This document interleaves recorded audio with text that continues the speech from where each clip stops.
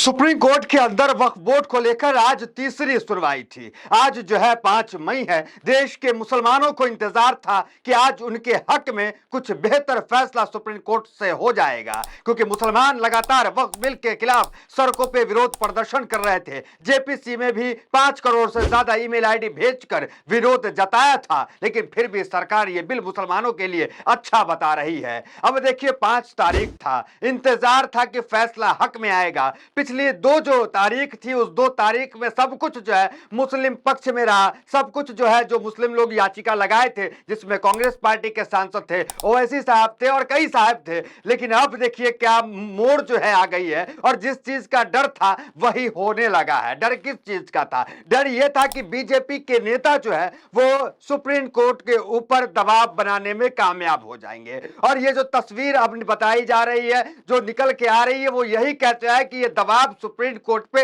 पूरी तरीके से बन गया है। याद कीजिए पुराना बयान, वो क्या सब हो रहा था वो बताते हैं। उससे पहले आज सीजीआई ने क्या कहा और क्या कुछ आज की सुनवाई, जो तीसरी सुनवाई 5 मई की सुनवाई सुप्रीम कोर्ट में हुआ, वो बताएंगे। याद कीजिए निशिकांत दुबे को, निशिकांत दुबे ने सीजीआई पे अब तक का सबसे बड़ा हमला किया और हमला करते हुए कहा कि देश में गृह युद्ध फैले, सीजीआई खन्ना फैला रहे हैं। सोचिए, न्यायाधीश के खिलाफ, चीफ जस्टिस ऑफ इंडिया के खिलाफ बीजेपी के एक सांसद, जो गद्दावर सांसद है, वो कह रहे हैं कि न्यायाधीश जो है, चीफ जस्टिस ऑफ इंडिया जो है, देश में गृह युद्ध फैला रहे हैं। तो ये तमाम बयान जो है सुप्रीम कोर्ट पे दबाव बनाने के लिए कि सुप्रीम कोर्ट, क्योंकि सीजीआई खन्ना का आपको पता है, पहली सुनवाई में सीजीआई खन्ना ने क्या किया, जो सरकारी वकील हैं, सोलिसिटर जनरल जिसको कहते हैं, तुषार मेहता, उन्होंने समय मांगा अगले दिन का उन्हें समय दिया गया, लेकिन अगले दिन भी उनके पास जवाब नहीं था। जो सुप्रीम कोर्ट ने जवाब सवाल किया था कि ये मुस्लिम हिंदू इसमें क्या करेंगे, गैर मुस्लिम इस बोर्ड में क्या करेंगे, इसका कोई जवाब नहीं था। फिर तारीख मांगा, फिर तारीख मिला, और अब कैसे खेल जो है, पूरा खेला जो है पलट गया। अब देखिए सुप्रीम कोर्ट के ऊपर किस तरीके से बीजेपी के नेता, एक में निशिकांत दुबे हैं, एक और बीजेपी के विधायक हैं वो हैं, और उपराष्ट्रपति जगदीप धनखड़ का क्या बयान है आपको पता है। जगदीप धनखड़ ने क्या कुछ बयान दिया था, उन्होंने साफ कहा था कि परमाणु बम की तरह सुप्रीम कोर्ट काम कर रहा है। देखिए क्या कुछ बयान जगदीप धनखड़ का था, वो बता देते हैं, उसके बाद आपको सीधा ये बताएंगे कि आज क्या कुछ हुआ। देखिए, कोर्ट सुपर संसद बन रहा है, ये किस पे आरोप लगा रहे हैं जगदीप धनखड़, लगा रहे हैं सीजीआई पे। राष्ट्रपति को विधेयक पर फैसला लेने के समय सीमा देना गलत है। अनुच्छेद 142 को परमाणु मिसाइल बताया, जो कोर्ट को ज्यादा शक्ति देता है। जजों की कोई जवाबदेही नहीं है, वे कानून से ऊपर है। तो जजों पे हमला जो है उपराष्ट्रपति भी किए, जजों पे हमला निशिकांत दुबे भी किए, और इन सब के खिलाफ कंटेम्प्ट ऑफ कोर्ट को लेकर मामला सुप्रीम कोर्ट गया, और उसमें भी आज फैसला हुआ। क्या फैसला हुआ, बड़ा चौंक जाइएगा कि सुप्रीम कोर्ट में निशिकांत दुबे के खिलाफ आज कंटेम्प्ट ऑफ कोर्ट को लेकर पीआईएल डाली गई थी, उस पर क्या फैसला आया, बड़ा चौंकाने वाला फैसला आया। कोई कार्रवाई इन पे नहीं होगा। ये सीजीआई खन्ना को कह रहे हैं कि देश में गृह युद्ध फैला रहे हैं। और देखिए दबाव किस तरीके से काम करता है कि आज सीजीआई खन्ना ने इस मामले की सुनवाई नहीं किया, और जो कह दिए कि अगली तारीख जो उन्होंने 15 मई को नेक्स्ट तारीख रख दी कि 15 मई को सुनवाई होगा। अब सोचिए जरा, 13 मई को खन्ना रिटायर कर रहे हैं। खन्ना, सीजीआई खन्ना की बेंच, जिसमें संजीव खन्ना है, संजय कुमार और केवी विश्वनाथन, ये 3 जस्टिसों की एक बेंच, मुस्लिम पक्ष में पूरा फैसला आ ही रहा था। उस बीच सीजीआई खन्ना जो है वो कहती है कि 15 तारीख को सुनवाई होगी।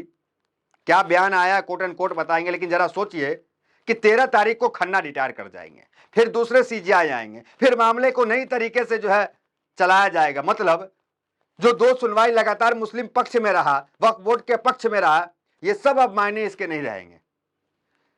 देखिए सीजीआई खन्ना आज क्या कहें, जरा वो देख लीजिए। फिर उसके बाद आते हैं जो नए चीफ जस्टिस बनने वाले हैं, गवई। गवई एक याचिका पे सुनवाई करते हुए उन्होंने भी सरकार पे क्या कैसे ये प्रश्न टिप्पणियां की, जिससे लगता है कि दबाव जो है सरकार, ये बीजेपी जो है वो दबाव बनाने में कामयाब हो रही है बहुत हद तक। जस्टिस गवई जो आने वाले न्यायाधीश चीफ जस्टिस ऑफ इंडिया हैं, वो क्या कह रहे हैं वो बताएंगे। उससे पहले जरा देखिए कि आज क्या कुछ हुआ। सीजीआई संजीव खन्ना ने कहा कि कुछ ऐसे पहलू हैं जिनका आपने निपटारा किया है, लेकिन इसके लिए स्पष्टीकरण की आवश्यकता है। उन्होंने कहा कि मुझे अंतरिम चरण में कोई निर्णय या आदेश सुरक्षित नहीं रखना है। इस मामले की सुनवाई उचित समय से पहले करनी होगी, और यह मामला मेरी समक्ष नहीं होगा। 15 मई को नए सीजीआई गवाही आएंगे। देखिए, सीजीआई संजीव खन्ना ने दोनों पक्षों से पूछा कि अगर वह सब सहमत हैं तो मामले को बुधवार या किसी एक दिन में सुनवाई और के लिए जस्टिस गवाई की बेंच के पास भेज देते हैं, लेकिन उनके लिए 2-3 दिन का समय देना होगा। इस पर एडवोकेट अभिषेक मनु सिंघवी ने कहा कि अगले हफ्ते सुनवाई रखी जा सकती है और सीजीआई ने 15 मई के लिए मामला लिस्ट कर दिया है। सीजीआई संजीव खन्ना के रिटायरमेंट पर जो है इमोशनल हुए वहां पे जो सरकारी वकील थे वो, उसको लेकर के भी खबर है। देखिए, तो सीजीआई खन्ना का डेट जो है वो आगे बढ़ा दिया गया, डेट आगे बढ़ा दिया गया कि बाद में सुनवाई होगा।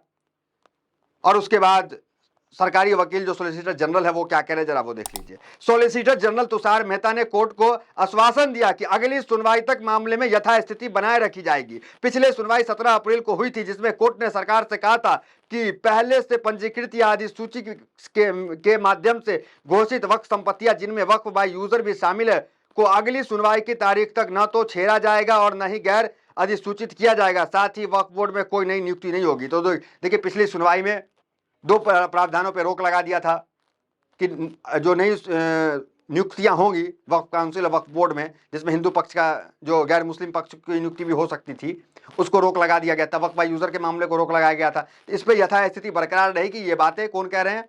सरकारी वकील कह रहे हैं, आश्वासन दे रहे हैं सीजीआई खन्ना को। अब आते हैं गवई को, जस्टिस गवई। हम क्यों कह रहे हैं कि दबाव में जो है सुप्रीम कोर्ट किस तरीके से आया और कोई कार्रवाई इन पर नहीं। नजर आते हैं कि अभी निशिकांत दुबे को लेकर क्या खबर आई है जब ये इन पे पीआईएल डाला गया, जरा वो भी देख लीजिए आप। निशिकांत दुबे के खिलाफ अवमानना याचिका पर विचार नहीं करेगा supreme court, CGI Sanjeev Khanna बोले, लेकिन आदेश पारित करेंगे। देखिए, ये क्या खबर आई जरा देख लीजिए। संजीव खन्ना पर गृहयुद्ध संबंधित टिप्पणी के लिए निशिकांत दुबे के खिलाफ सुप्रीम कोर्ट पर अवमानना याचिका पर विचार नहीं करेगा। शीर्ष अदालत ने सोमवार को कहा है कि वह भाजपा सांसद निशिकांत दुबे के खिलाफ शीर्ष अदालत और भारत में मुख्य न्यायाधीश संजीव खन्ना के खिलाफ उनके टिप्पणी के लिए अदालत की अवमानना की कार्रवाई शुरू करने की मांग वाली जनहित याचिका पर विचार नहीं करेगा। मतलब कोर्ट का आप जो अपमान कर रहे हैं, कंटेम्प्ट ऑफ कोर्ट कर रहे हैं, लेकिन आपके ऊपर कोई कार्रवाई नहीं होगा। वही सुप्रीम कोर्ट है जो पूरा लिस्ट है जो कंटेम्प्ट ऑफ कोर्ट के मामले में जो है कितने को जो है सजा सुना चुका है। देखिए, रामदेव 2024 के मामले में बाबा रामदेव को सजा सुना चुका है, प्रशांत भूषण को सजा सुनाया है, विजय माल्या को, जस्टिस CS करण को, अरुंधति राय, कई नाम ऐसे हैं जो कोर्ट के फरमान को नहीं माने, अवहेलना की और उसके ऊपर कोर्ट जो है सख्ती से कार्रवाई करने का काम किया, लेकिन निशिकांत दुबे पे कोई कार्रवाई नहीं। अब आते हैं सीधा जो नए चीफ जस्टिस आने वाले हैं, जिनके पास जो है ये पूरा केस चला जा रहा है वक्फ बोर्ड का, उनकी एक टिप्पणी बहुत महत्वपूर्ण है, जरा हम आपको बताना चाहते हैं क्या कहा। देखिए, विष्णु शंकर जैन की याचिका। देखिए, विष्णु शंकर जैन जो है वो पश्चिम बंगाल में राष्ट्रपति शासन लगाने की याचिका को लेकर सुप्रीम कोर्ट गए थे। वहां पे सुनवाई जो है जस्टिस BR गवई कर रहे हैं, जो आने वाले समय में चीफ जस्टिस ऑफ इंडिया बनने वाले हैं। संजीव खन्ना रिटायर करेंगे।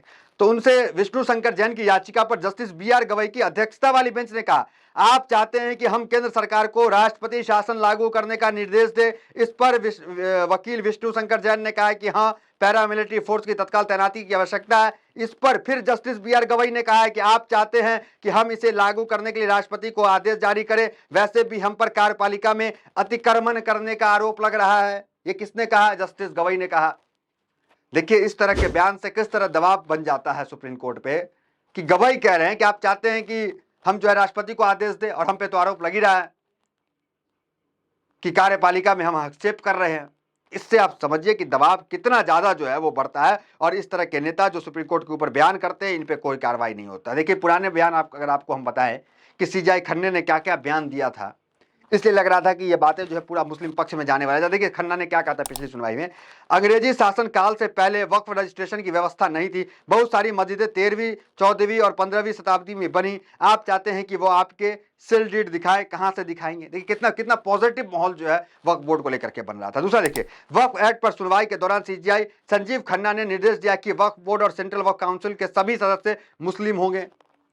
कितना मामला पक्ष में जा रहा है, जरा आप सोचिए, और किस तरीके से तमाम नेताओं के बयान आते हैं और उसके बाद तमाम चीजें होती है। देखिए, मिस्टर मेहता, क्या आप यह कह सकते हैं कि अब हिंदू संस्थाओं में मुस्लिमों को भी एंट्री मिल जाएगी, वे उसका हिस्सा हो सकते हैं? इसका जवाब आप साफ साफ दें।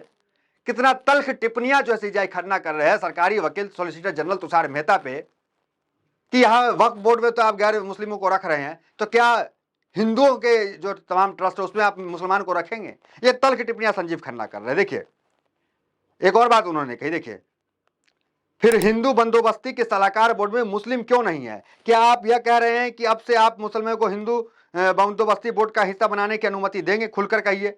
तीसरा बयान उनका देखिए, जब हम यहाँ बैठते हैं तो हम अपना धर्म खो देते हैं, हमारे लिए दोनों पक्ष एक जैसे हैं, आप इसकी तुलना न्यायाधीशों से कैसे कर सकते हैं? ये तमाम बयान है। जरा सोचिए, मामला पूरी तरीके से वक्फ बोर्ड के पक्ष में, मुस्लिम पक्ष में जाने वाला था, लेकिन उसी बीच सीजीआई खन्ना फैसले तक नहीं पहुंचे और जो है आगे जो है टाल दिया गया सुनवाई को 15 मई को। अब देखिए 15 मई को क्या होता है। नए chief justice of India BR Gavai आते हैं और उनको पूरे मामलों को फिर से सुनना पड़ेगा, फिर से देखना पड़ेगा, और न्याय में जो है अभी विलंब है। फिलहाल खबर इतना ही, मिलता है वीडियो बने मेरे साथ। बहुत बहुत धन्यवाद।